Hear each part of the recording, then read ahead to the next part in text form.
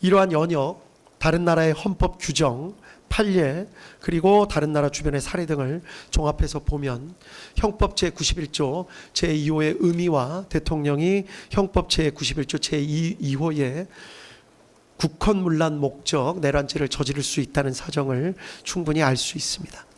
대법원은 국헌문란의 목적에 대해서 형법 제91조 제2호 헌법에 의하여 설치된 국가기관을 강압에 의하여 전복 또는 그 권능행사를 불가능하게 하는 것의 의미에 대해서 권능행사를 불가능하게 하는 것이란 헌법에 의하여 설치된 국가기관을 제도적으로 영구히 폐지하는 경우뿐만이 아니라 사실상 상당 기간 그 기능을 제대로 할 수 없게 만드는 것을 포함한다고 판시한 바 있습니다.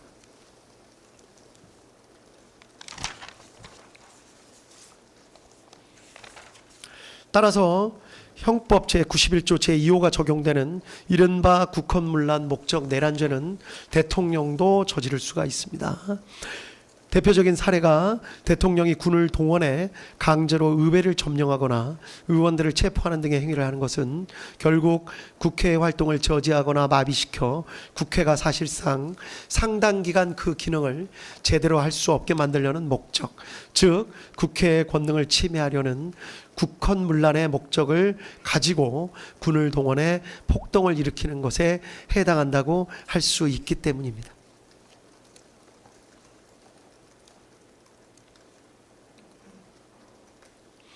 특히 행정부의 수반과 행정부를 견제하는 의회는 자칫 갈등과 긴장관계에 놓이기 쉽고, 이 경우 군에 대한 통수권을 가지는 행정부의 수반은 언제든지 군을 동원해 의회의 기능을 제대로 행사하지 못하게 만듦으로써 방해 없이 행정부의 정책 추진을 밀고 나가려는 강한 유혹에 빠지기 쉽습니다.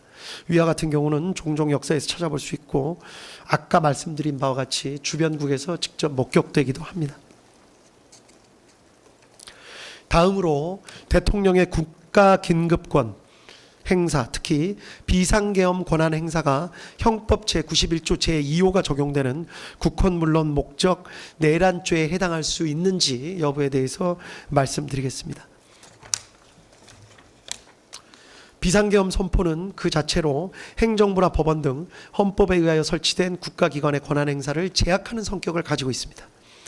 따라서 계엄이 해제될 때까지 사실상 상당 기간 다른 국가기관의 기능을 제대로 할 수 없게 만드는 속성을 가지고 있는데, 비상계엄 선포 자체가 내란죄에 해당하는지가 문제가 될 수가 있습니다.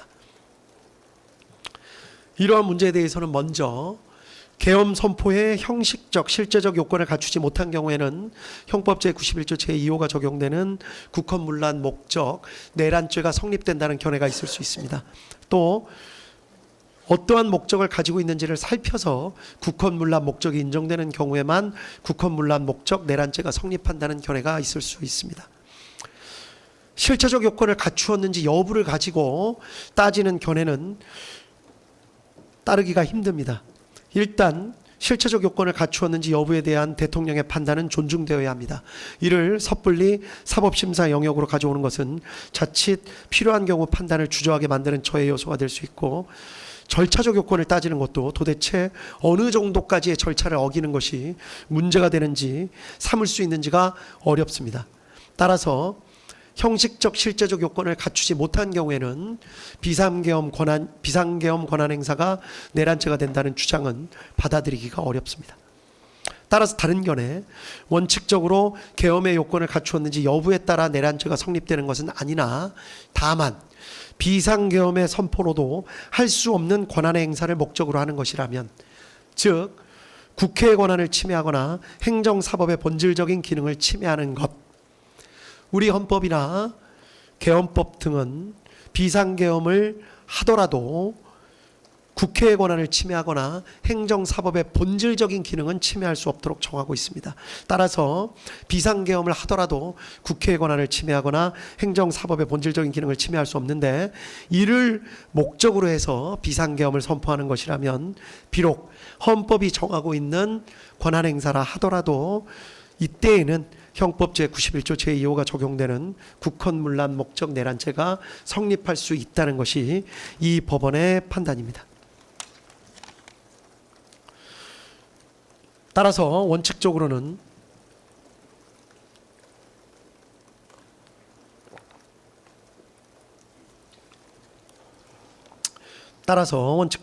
대통령의 비상계엄 선포 자체는 내란죄에 해당할 수 없습니다. 사법심사의 대상이 된다고 보기도 어렵습니다.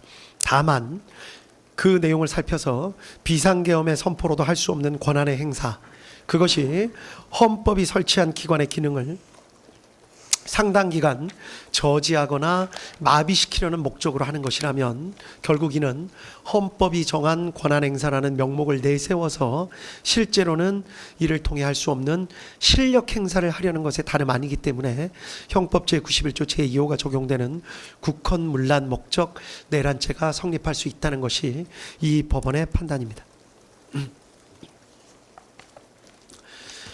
한편 이와 관련해서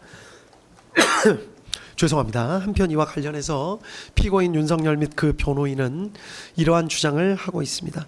이 사건 비상계엄 선포 등에 이르게 된 목적은 사사건건 무리한 탄핵과 예산 삭감 등 정부의 발목을 잡아 반국가 세력이나 다름없게 되어버린 국회에 대한 국가 위기 상황을 타개하고 자유민주주의 체제를 수호하기 위한 것이었기 때문에 그러한 목적 하에 이루어진 이 사건 비상계엄은 국헌문란 목적 내란죄가 될 수 없다고 주장합니다.